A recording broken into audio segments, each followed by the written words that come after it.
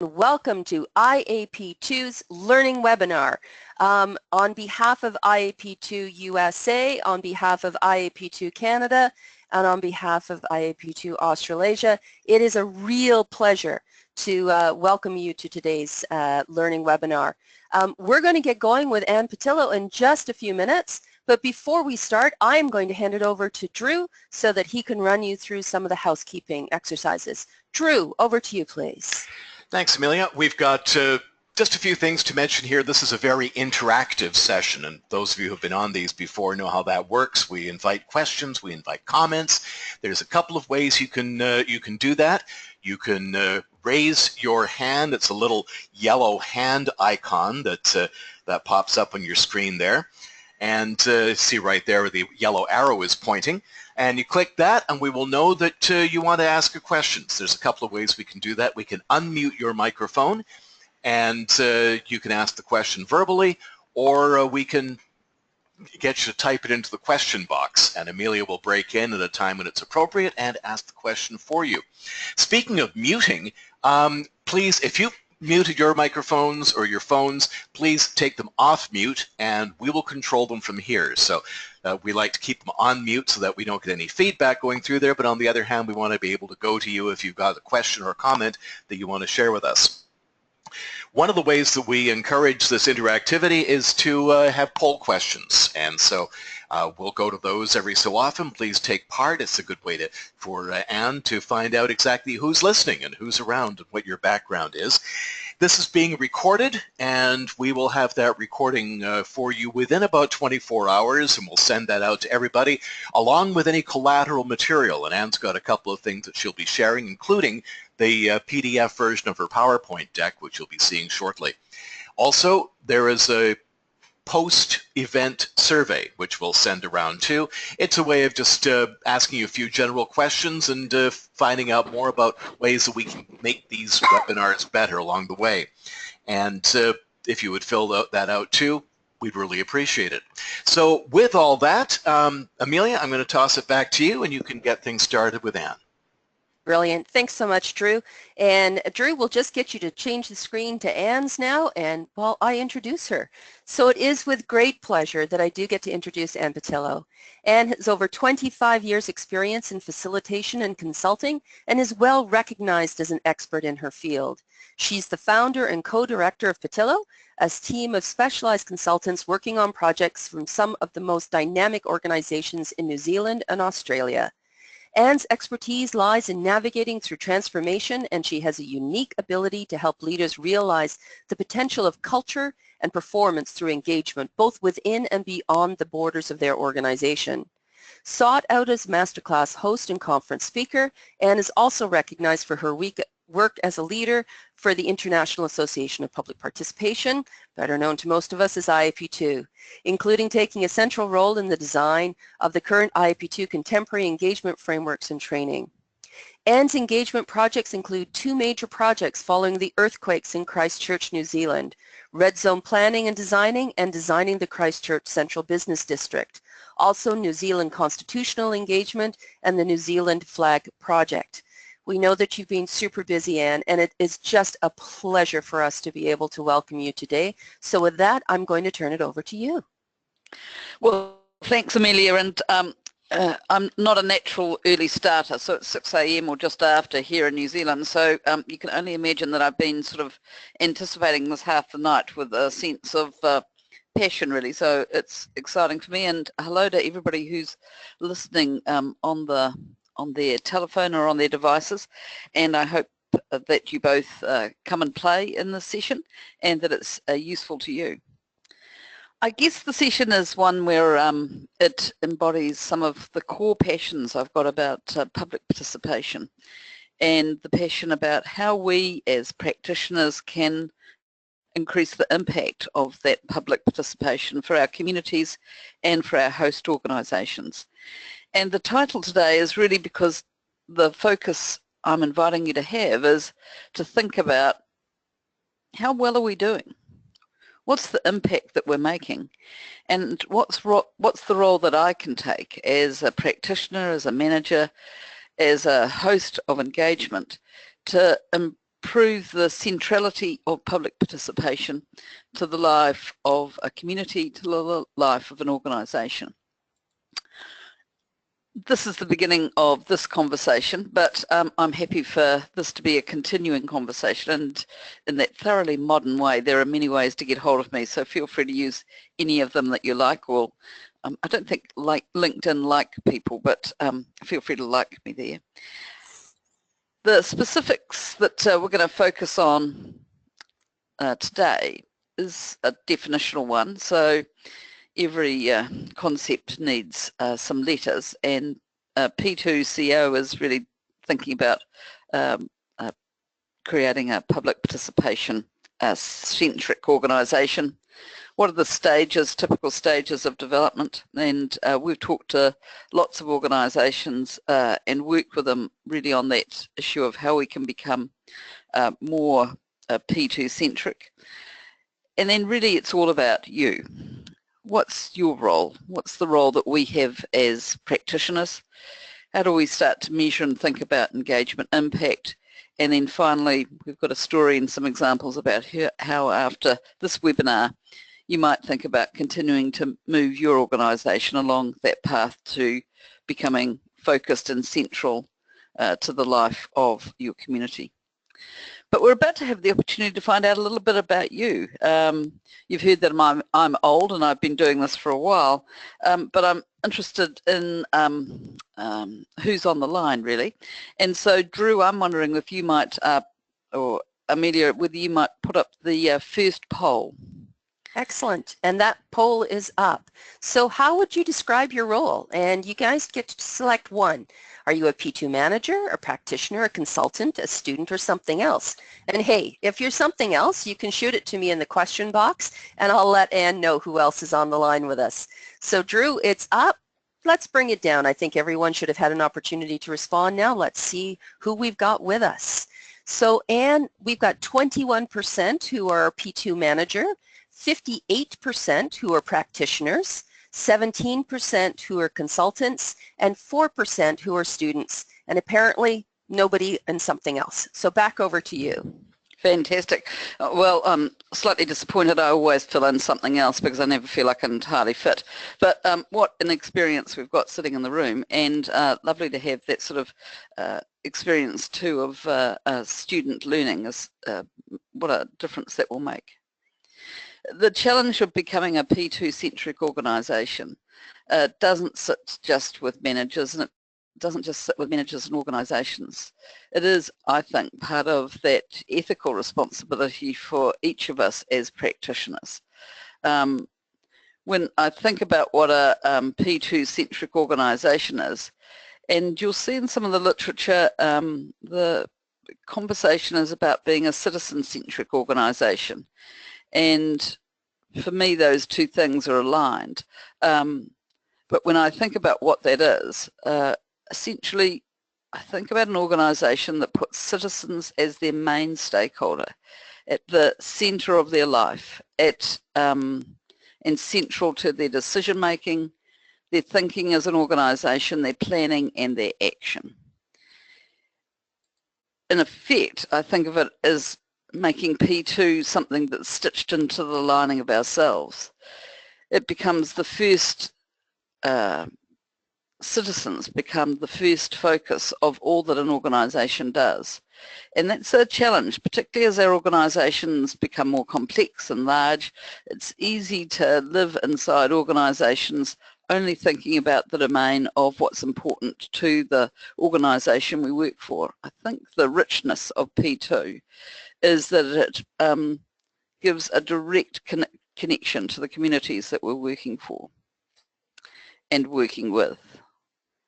And actually, the reality is it's time. It's time when we think about engagement, not simply to think about the practice as we deliver it. The cornerstone of IAP2's framework started with a ladder of participation that was first published in 1969. Now, I'll let you do the math, but we're old enough. We're old enough to think, mostly in our practice, about the impact we make and that dynamic of how do we change not just particular decisions or the work of a project, but also change the life and the approach to leading organisations and to being an organisation in the life of a community. Across some research recently in Australasia, there's a clear kind of path of development for engagement across the decades. We've moved from where stakeholders were valued, they had real views, we'd established partnerships, they became an effective resource in getting the job done. And when I look back at the original training material for IAP2, that was often how the benefits were couched.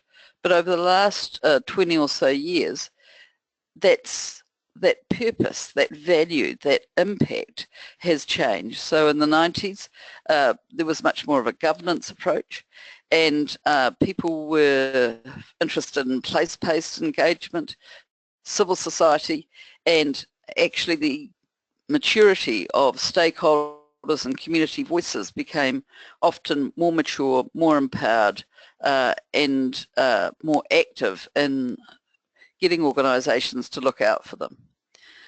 But the transparency movement and the move to a more collaborative approach to leading and managing has meant that increasingly now stakeholders and citizens are becoming central to the life of organisations, and we're thinking much more about those collaborative processes of co-design and universal design. That's the movement for the most effective of our organisations across a range of electoral domains. The question is, how are our organisations doing? Are we at the forefront of that movement of becoming organisations where citizens are central to our thinking and our lifeblood? Or are we stuck in the managerialist performance approach to thinking of citizens as occasionally useful? So a simple tool to think about that as an organisation is a little organisational P2 journey. So we've talked to chief executives and practitioners, particularly in Australasia and beyond, and really started to get a sense of what's the pathway that people have to becoming more P2 centric. And so in a moment or two we're going to ask you about how far you think you are on the journey, but let me just talk to you about the simple kind of descriptors that we've got here. On the left hand side of this curvy line, I was just trying to make it look like, not look just like the spectrum I suppose really, is that is those organisations who engage, I have to say, with a slight tone of reluctance sometimes, or with that sort of slight tone of excitement because they've just discovered the concept of engagement and P2. So here we've got an organisation early in its journey who engage because they have to. Beyond that, organisations often move, and the next identifiable stage is where you've got an organisation that has got pockets of good practice and champions for engagement. Often organisations actually get caught in this cul-de-sac. Beyond there, the maturity is when you've got an organisation that says, actually, we need to get better at this. Sometimes the impetus for that is because something's gone wrong in an engagement activity, or because their legal or societal expectations have shifted, or because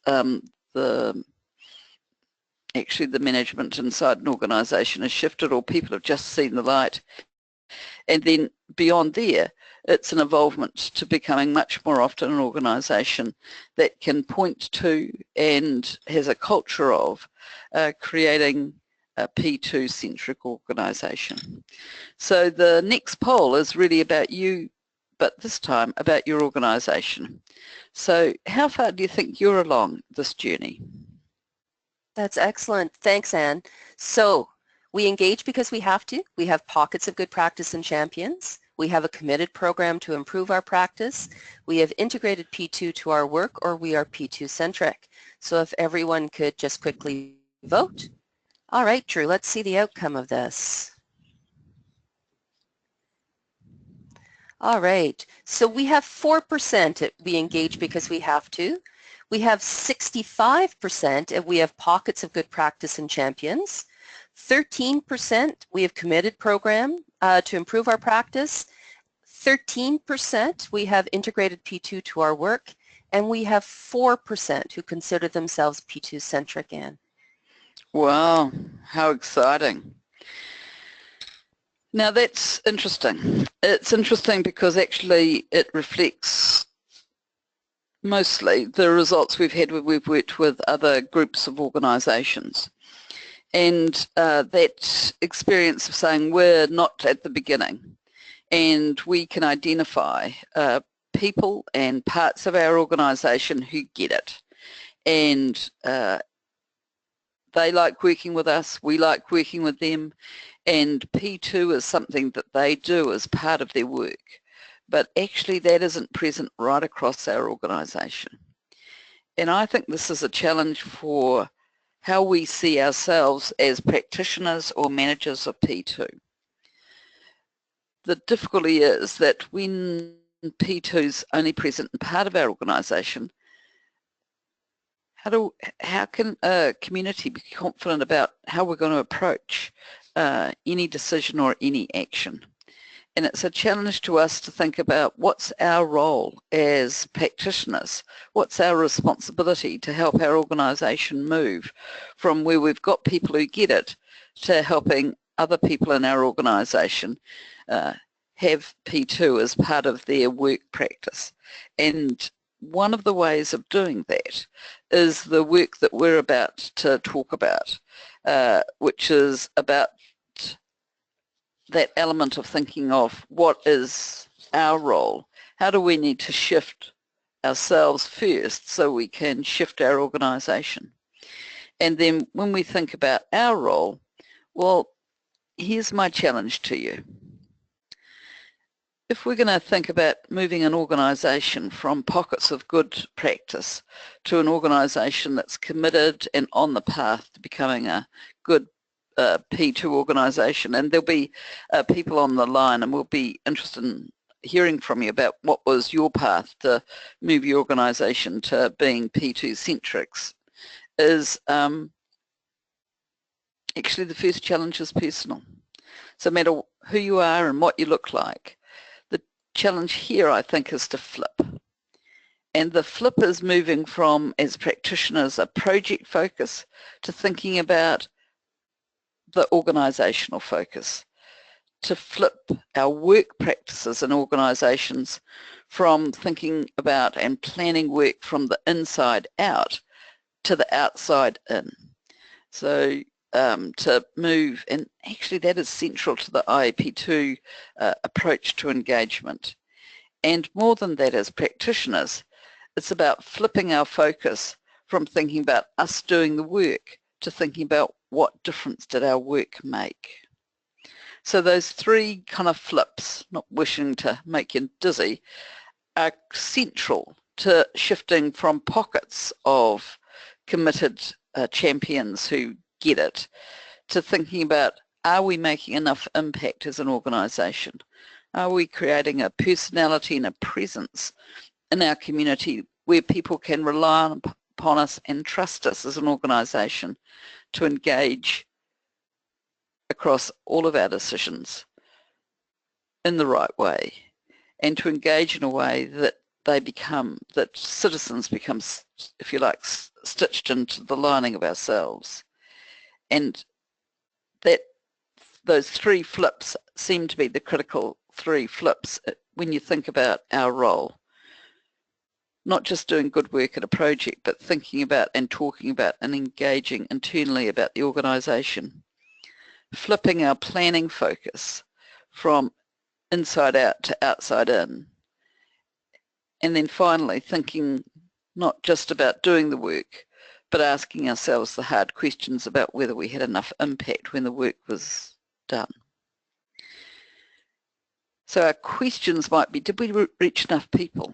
Were they the right people to reach? Did they notice us? Did they make a difference? Do we understand their needs? Have they changed us? Have we changed them? And will people see the difference that they've made? There's been quite a lot of commentary recently about post the Brexit decision, and I have to say decisions and election most recently in the United States, which says how do we, is P2 part of the recipe for invigorating our democracy? And I have to say that some of the commentary is the answer is no. Well, I think that's about what are we teaching people through our P2 practice. What do people learn about participating and acting as owners of our community? And for us as practitioners, the shift is us not just doing good work, but working with our organisations to do good P2 work every time. And certainly in Australasia, one of the drivers for P2 increasingly has been a focus from decision makers increasingly to be anxious about risk. And so that P2 becomes a bit of a canary. We make our engagement choices, our P2 choices, as we try and focus on reducing reputational risk. But one of the real opportunities, I think, is for us to change our approach from reputational risk management to thinking about how do we become the kings and queens of citizen intel and insights. How do we build the value that our organisations and communities get because they can see more of what's important to people and they can have people engaged in that sort of problem solving. So essentially the challenges as practitioners is to think about how do we use our good practice to create increased value for citizens and organisations. What are the stepping stones to being able to take good everyday practice? And I have to say IAP2 provides the platform for that, to then saying how do we have that as a reliable impact across our organisations. It's really the question is, are our organisations people that communities can trust? What is it that we're teaching our communities about participating and the difference they can make when they decide to put their hand up and to have their voice being heard? And how influential, what's the scope people have got to both create their own community and to make a difference for the people and the issues that are important to them. So practice is the cornerstone of that impact difference, but there are some steps along the way. And that engagement practice, that organisational level practice seems to require these kind of 3 steps. At the baseline is that the core practice itself has to be all the things we know that look like good.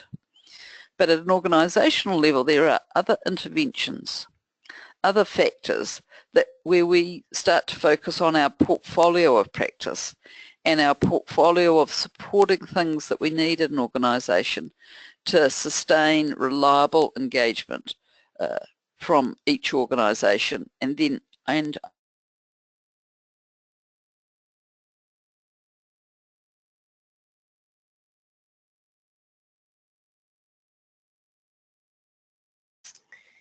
Anne, we've just lost your voice. So to everyone that's currently on the call, if you could just hang on a few minutes, we seem to have lost Anne's voice. She may have lost connection for a second. So we'll see if we can get her back.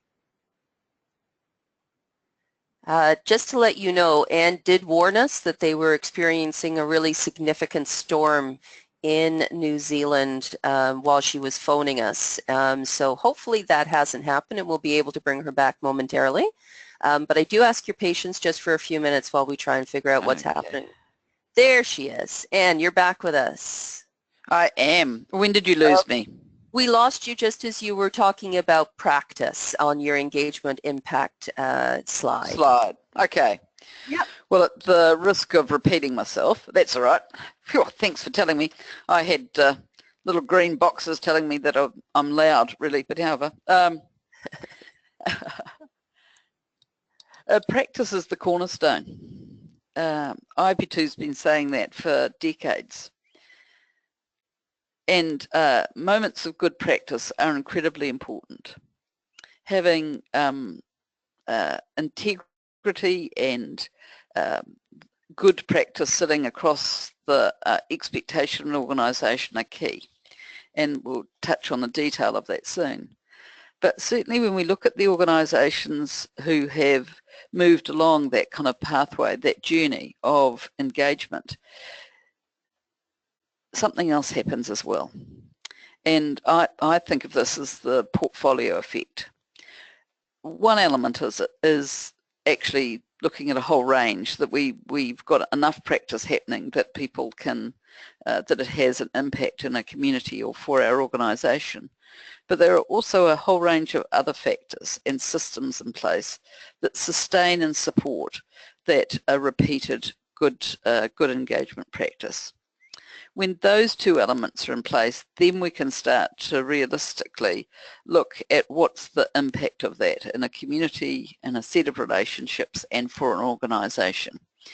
And it's that portfolio element that, if you like, are the accelerators for good impact. So what I'd like to do for the next few minutes is just to talk about that pathway and to get you to think about your organisations and your bench strength in terms of practice, portfolio, and finally impact. Let's spend a moment or two thinking about practice. IAP2 has probably, well, certainly in my experience, but I confess to being somewhat biased, an incredible platform for quality project level engagement and P2. It's a deliberate, planned, intentional process based on core values that are essential to the proposition that P2 is not simply a series of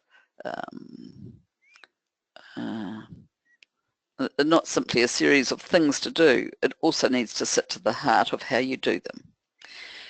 Delivering good practice, we know,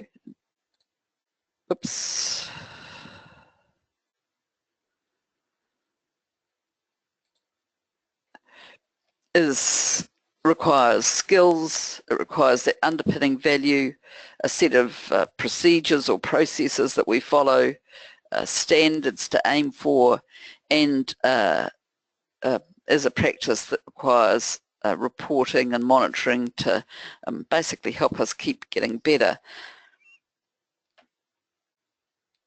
When we think about that good practice, IAP2 not only has provided the underpinning training and support to creating that practice, but in recent years the family of IAP2 International has also started to develop more resources in that area of assessing kind of the and certifying the competence of practitioners and the quality of the practice.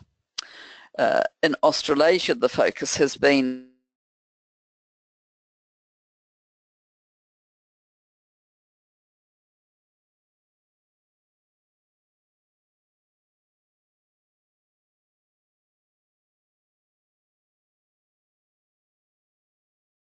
space. What I'm going to get us to use is one of the Australasian tools, which I'm sure will come part of international development in the next little while. The Australasian Quality Assurance Standard uses the core values as a basis for the standard, and so that even if you don't know the Quality Assurance Standard, you absolutely will know the underpinnings of it. It uses all 7 of the core values. Today I'm going to get you to have a play with 2 of them, and I've chosen core value 3 and core value 5 because these are often the 2 core values that when we've worked with organisations on their engagement journey, these are the 2 core values that people often in their organisation go, yeah, not so good. So I'm giving an opportunity to look at the stuff that lots of people find a challenge. I can't promise that no gecko was harmed in this presentation, but we're about to ask Amelia and Drew to have a look at the next 2 polls. Here I've got core value 3 up. If you are just looking for a reminder of it, core value 3 is about promoting sustainable decisions. So I can see the polls open. Amelia, is that right? Yep, the poll is just opened. I think Drew jumped the gun just a bit on that and got anxious and got out there really quick. So we'll give a bit more time before we do the next one. But let's talk about core value number 3. So is your organization, do you want to provide more details, Anne? What you can see on my screen is the descriptors on the right-hand side from the standard, which give, it's a very basic rubric, basically. So I'm asking you whether you think your practice, think about a recent project or a set of projects for your organisation, if that's the view you've got. Sitting at that exemplary level, whether they've got emerging good practice or whether you've got elementary good practice. So elementary is no real sense of the current kind of concerns and issues for citizens and stakeholders, through to exemplary, which is really we've made it easy for citizens and stakeholders to be part of shaping sustainable decisions. All right. So that's great. And let's, Drew, can you just come back? So, people have now voted. Right. And so exemplary is at 13%, emerging is at 70%, and elementary is at 17%. So 13, 70, and 17%. And Drew, let's see Anne's slide next time before you quickly jump into the next poll. So, thanks, Anne. Well, that's all right. The second core value I thought we'd have a play with is core value 5. And of all the core values when we've worked with other organisations, this is the one that creates an embarrassed shuffle, really. People go, oh yeah, no, we don't really do that. But I'm sure I've got quality sitting on a call. So same framework, exemplary, which is really has enabled participants to have a key role in determining the engagement design, down through to elementary, which is where basically the design and planning's happened without the input from citizens and stakeholders. So how about we pop the poll up. Excellent. We'll get that poll up, Drew, for core value number 5, and here it is. So we'll just encourage everyone to take a quick second to respond to that. And just as you're responding to it, again, please don't hesitate to send us any questions. Some of you might be wondering, well, how do you actually do that? And you can ask that question. So this is all for you, so please make sure that you ask the questions. We have a wonderful opportunity to have Anne with us today, so it's, ask those questions that you might have of her. Okay, Drew, let's close that poll and see where people are at. So exemplary is 4%, emerging is 42%, and elementary is 54%. So it sounds, Anne, like we are not an unusual crowd. No. And how we use these is that when I think about the organisations that we work with and using this, particularly the standard, is that we encourage people to use it as part of the debrief on every project. and then to collect whatever the response is to create an organisational view across the engagement that occurs. So it's starting to really knit core values and the quality assurance standard in this case into the fabric of what a P2 project has got in it. Your patterns are similar to the Australasian patterns that we've got, which is certainly in terms of core value 3. People are active in terms of using that approach of thinking about sustainable decisions by recognising the needs and interests of all participants, and certainly is demonstrating an understanding of what's important to citizens. So the platform is strong in terms of core value 3, and you're right, in core value 5 it seems to be the missing element of being able to engage people in the design of a project. Often people say that's the case because there's so much pressure, or the notification of when people need to think about designing engagement is so late in the piece that there's really no time to talk to other people. But I'd be interested to know what your perspective is. One of the things about using the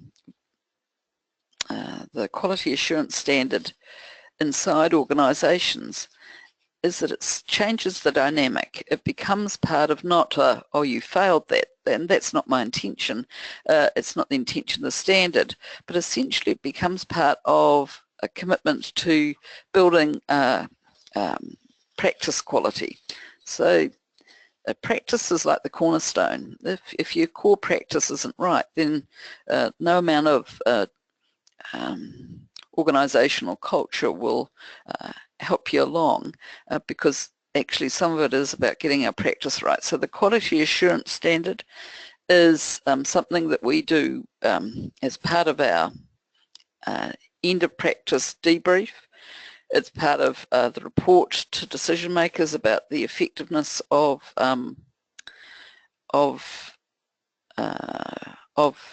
P2, and it's part of a training approach for practitioners. But what it does is it elevates the conversation about, was it good enough? How could we improve that? What might we do differently? And where does our development focus need to be as an organisation? Of the quality of the core values, quality assurance standards that people were most confident in, they were the ones that really, I think, give credit to the work of IAP2. 60% of the organisations that we've worked with said, actually, we've got a baseline commitment to people being involved. And so that's core value 1. And we work hard to seek people out, to look for people to actually be able to participate and to prompt that participation. So if we think about core values as a suite of commitments and good practice, we've made progress in 2 critical elements. We're on the path to working on the others, and those edges of development seem to be core value 3 and 5. If we think about that at an organisational level, then let's think about the portfolio approach. And by portfolio, I mean the kind of set of engagements that we do as an organisation, and the supporting elements that enable good practice on a day-to-day basis. And here's the reality. It's kind of hard to stomach it, really. But the impact of occasional good P2 practice is in fact quite limited. It's hard in an engagement sense to be able to describe the impact at a community or at an organisational level when we've got only pockets of good performance. And when we asked organisations to describe their practice, these were the some of the words. They said that often it was patchy, that was the biggest piece of feedback, that sometimes it was under-resourced, that was the second biggest, and occasionally it was innovative, we were proud of the work that we'd done when we did do the engagement, and it was often rushed. So when we think about a portfolio of practice, our focus as practitioners needs to move simply from project delivery in terms of P2 to consistent delivery of quality P2 across our organisation.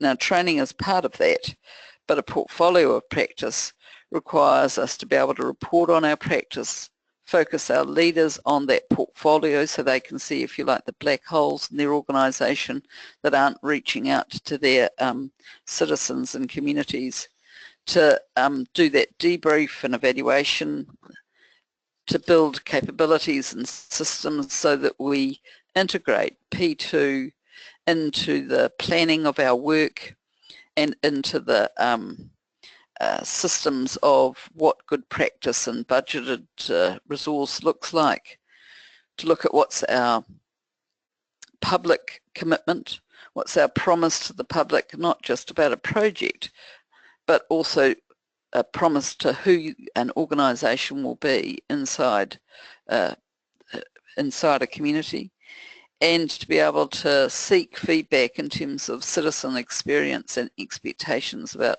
what they expect of us as an organisation. And you know, I think I know a bit about this, but I was working with a client, and I developed this little template which was just about how do we get people to think about doing engagement earlier in the project. And really the question was getting people to think about what was the role of the organisation and what might be the role of the community and citizens in relation to any particular project, and how that would shift what the role of the organisation became. And that sense of not talking to people about how we did the P2, but to talk to people about their work and how their work would need to change if we used P2 differently, was one of the unlocking elements that shifted it from a conversation on the detail of a project to say, actually, if we did this differently, how we get to work can be different, and the impact we can have might be different. And so when we focus about thinking about focusing leaders on a portfolio of practice, really that conversation is partially about P2, but mostly thinking about how might we work more effectively. And that opens up a value conversation, a conversation about what's the portfolio strength, if you like, and how we might assess the work that we're doing. So that when we think about our portfolio strength, we are thinking about, is it integrated to our work? Have we got a practice of looking back at the work we've done to see where might we improve it? Have we got the capability we need and the systems to make it part of our budgeting and organisational reporting? And have we made a public commitment to what people can expect of us in the same way as we might do in terms of service or environmental practices? So that question of our portfolio strength is starting to think about what's the portfolio strength of your organisations, and we've got a chance for you to think about that in terms of your if you like, a portfolio selfie. So Amelia and Drew, over to you and a poll. Thanks very much, Anne. And so as we're heading into this poll, I just want to let you know that there are some people commenting, and one of them was, love the concept of a promise to the public from the organization and not just a project. So thanks for that. So people are taking a look at the poll that's up there now and identifying the top 2 strongest portfolio elements. So again, this is all thinking about your organization and what your strongest portfolio elements are. So Drew, I think people have had enough time to take a look. Let's close it down and let's see what it is.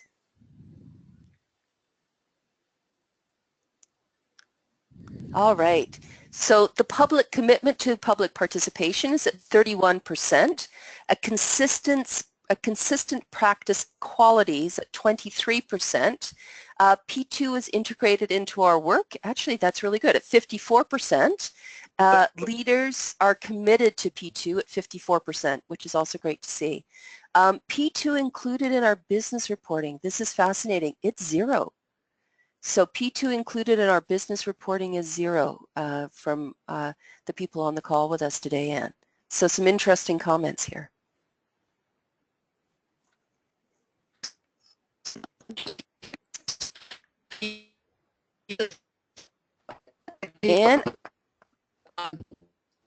And we seem to be having problems with your mic again.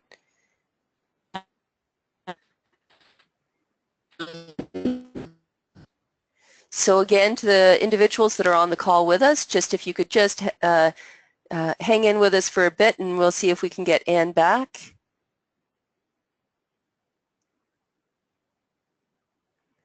So again, thank you for your patience. It looks as though we've lost Anne just momentarily. We'll see if we can get her right back.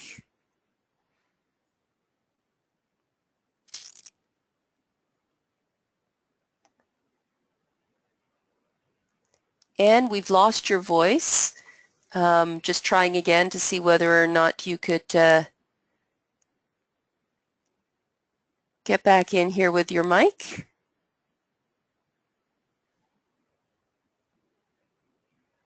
So again, thanks to everyone for their patience while we just try and get Anne back. Okay. And here she comes. Excellent. Thanks, Anne. That's all right. Okay, I'm sorry about that.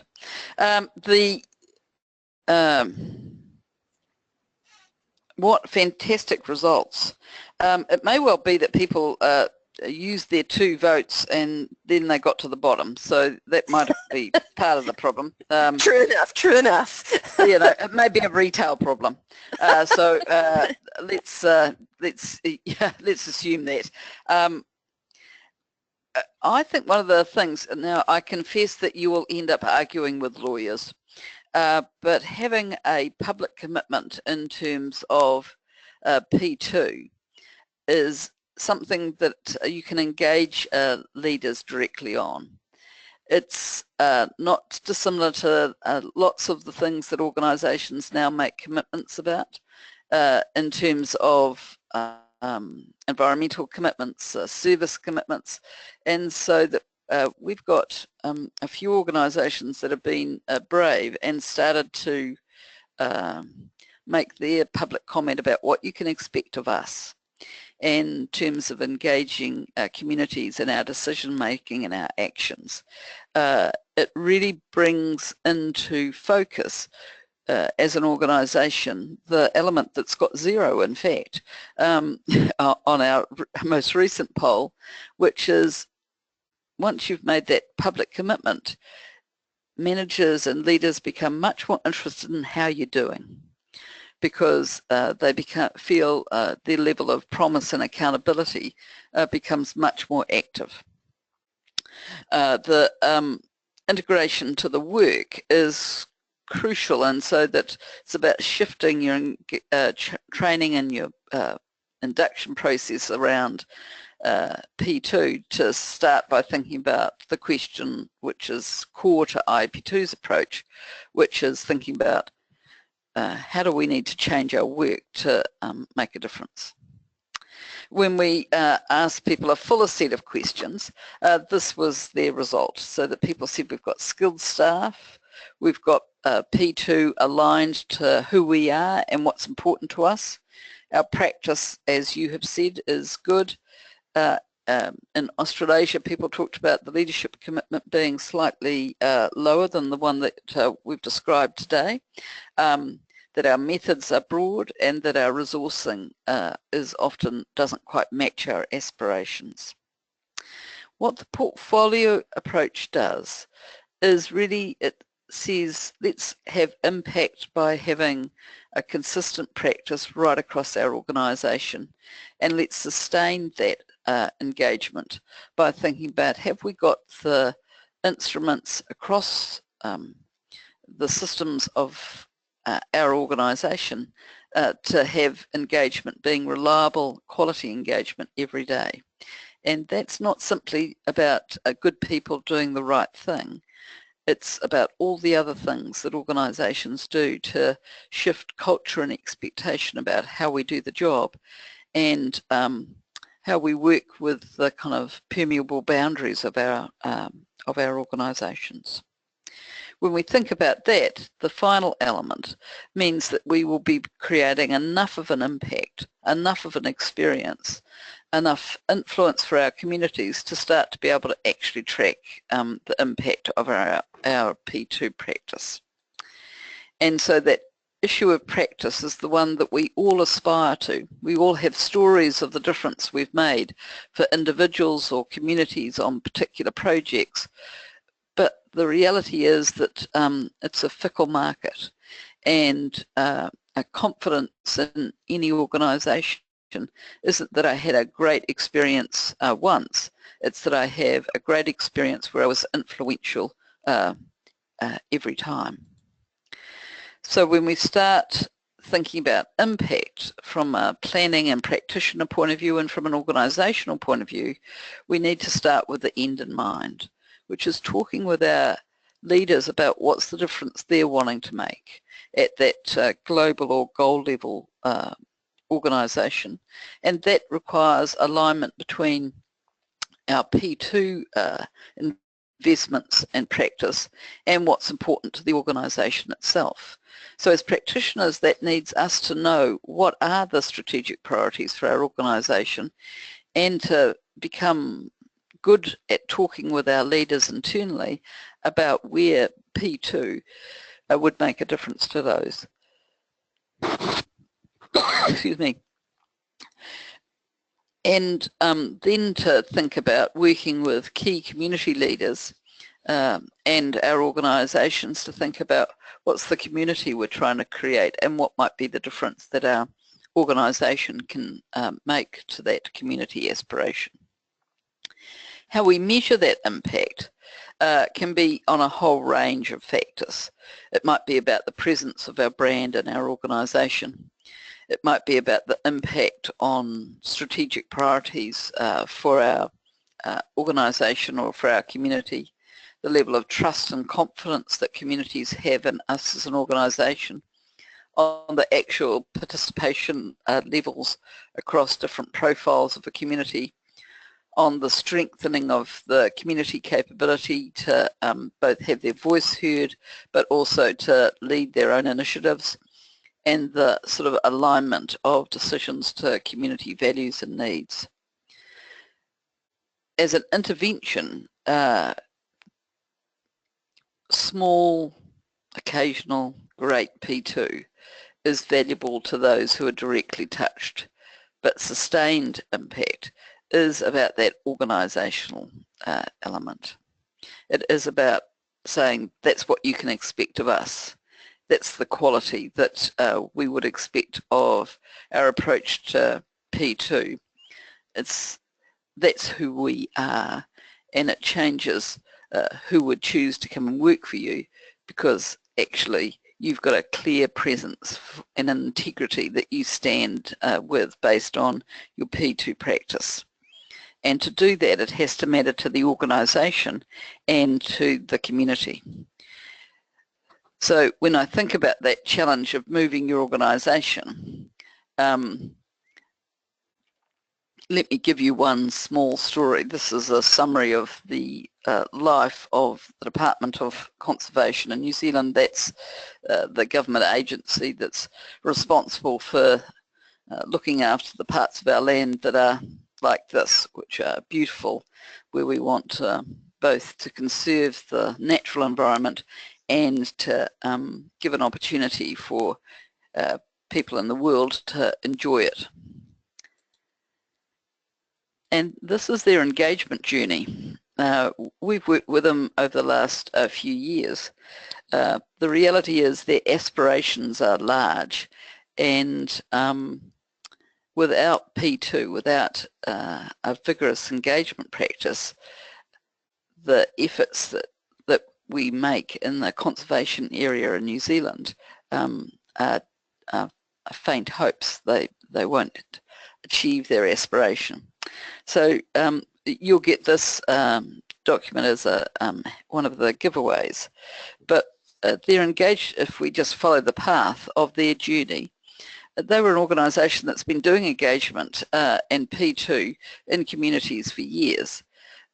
They didn't have a clear model about how to do it, and so it was the classic good people doing good things, but not consistently across an organisation.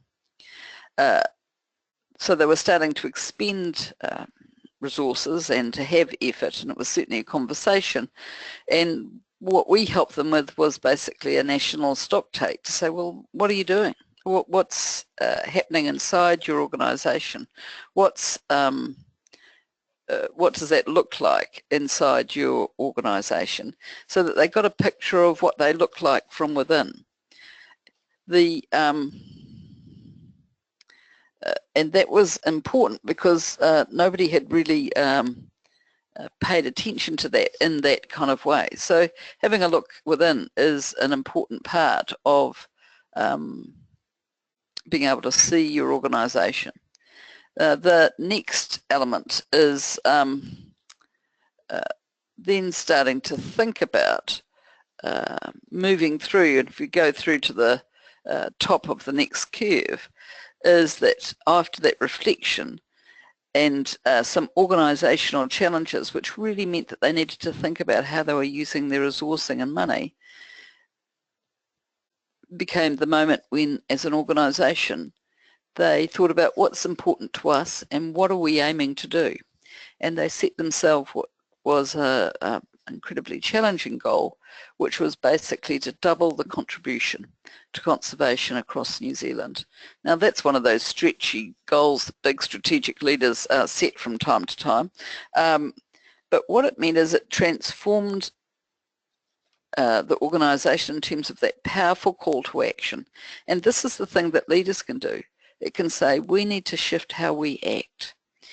And from there, we then worked with them to thinking about, well, if that's our aspiration, we need not just occasional good practice, we need capability and practice right across the department. And so that it starts, as it often does, with getting people skilled and confident and being able to work in a different way. And for a little while, I confess, we thought the job was done. But then using that portfolio approach, we started to think, what are the other things that need to be in place inside the department to sustain that good practice?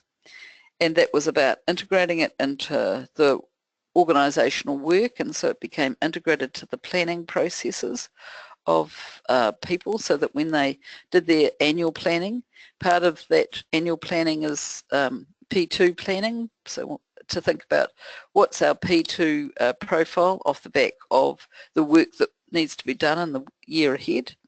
And then that gave us a basis for then people reporting on what they achieved, what impact they had, and how much resource. And of course, from practice, you can raise that to being a regional and then a national picture. This pathway is, well, you can make it as long as you like, but if we think about when we started to do that, that movement from particularly strategic review to moving to an organisation that is well on the way to not quite doubling, but significantly increasing the conservation contribution for New Zealand through P2, that pathway was over about a 6-year period, which sounds like a long time, but actually has felt quick. And the key elements were knowing actually what your practice looked like, being able to take the external challenges and to get leaders to set a critical goal for how they needed to be different, enabling people to have the skills to do that, and then having a portfolio backup to basically stitch P2 into the lining and the work of the department. So Anne, just to quickly jump in, we've got a couple of questions waiting, and we've just got a few more minutes left. So I just want to make sure that we're doing well. We are. Look, we're kind of done, really. I'm happy to answer questions now. Here's the summaries in front of you. You need to measure. It's basically time we need to act. Don't go alone. Find some friends to work inside your organisation. Create that portfolio approach and start to think about engaging organisational leaders on what's the impact on their strategic intent. So I'd love to answer a question or two. Excellent. Well, this one's from Stephen Ann, and thank you so much for your presentation. I find that many people in government who are involved in citizen engagement think that they understand what it means to be a citizen-centric, but then they don't practice what they preach, i.e. they don't follow the core values. What practice do we use to show them that lack of true understanding? In other words, how do we tell people who think that they are great, listeners of the public, that they aren't maybe quite so much? Any ideas or thoughts on how to gently help people understand that what they think they are might not be what they are? I'm happy to talk about that more. One of the, one of the things that's been the biggest change impact is actually to ask people to work with the facts as more. So rather than to start with the opinion, and which often gets people to describe, the high point times when they were able to make a difference, which is actually to start to get people to think about debriefing every P2 project and starting to map when's P2 happening across an organisation, what decisions P2 is being used about, what they're not being used about. So actually that sort of stock take approach and doing that in a participatory way actually has been one of the resources that we've used that does make quite a bit of difference. So a mix of measurement, structured reflection, and getting people to look at what is, and then the other part of it is then for them to stretch out. So often you get that sort of cul-de-sac of comfort. We're doing pretty well, we don't need to do much more.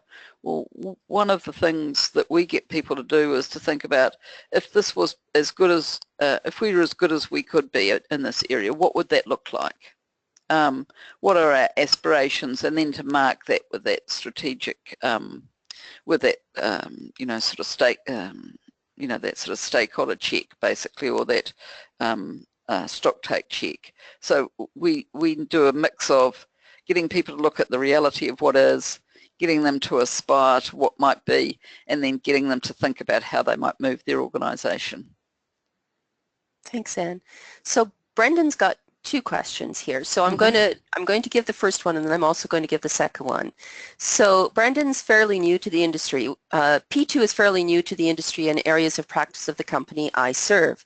It's gaining popularity and becoming a requirement to have membership and experience when submitting RFPs.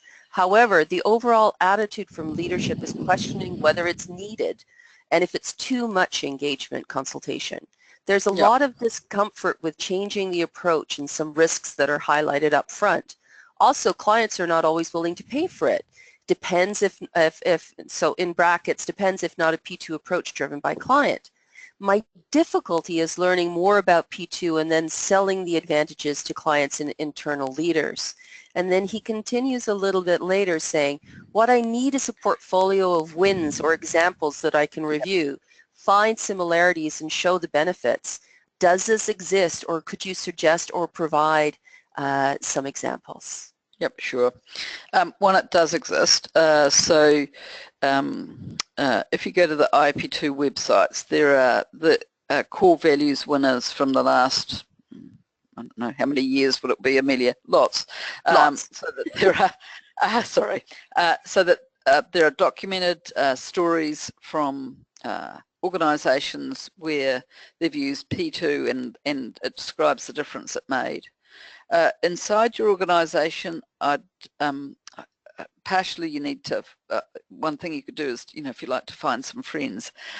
So where you've got some practice happening, even if it's not with the client you're working with at the moment, which is starting to tell your own stories. So that process of, we'd run a 45-minute debrief off the end of even the smallest engagement project. And that starts to build some internal stories about the difference it made. And that gives you a set of stories that are relevant to people. To your particular consultancy or to your particular work. When you're needing to work with clients and they're making the decision about whether they should pay for engagement, I guess my approach has always been not to start with a chat about money or indeed even the work, but to start with a conversation which focuses on value rather than cost and risk. And you won't move every client at every time, but what it's that classic thing of, if you change the question, it changes people's thinking and reaction.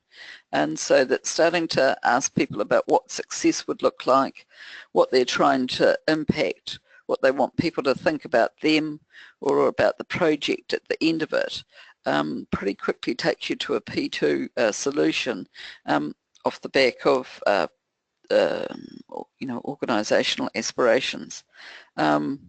So that there are lots of stories. Some of them sit in the IAP2 website, and I encourage you to start to build your own stories based on whatever practice you've got going now, because that's the strongest story to move you from a beginning to having a more regular set of champions working with you.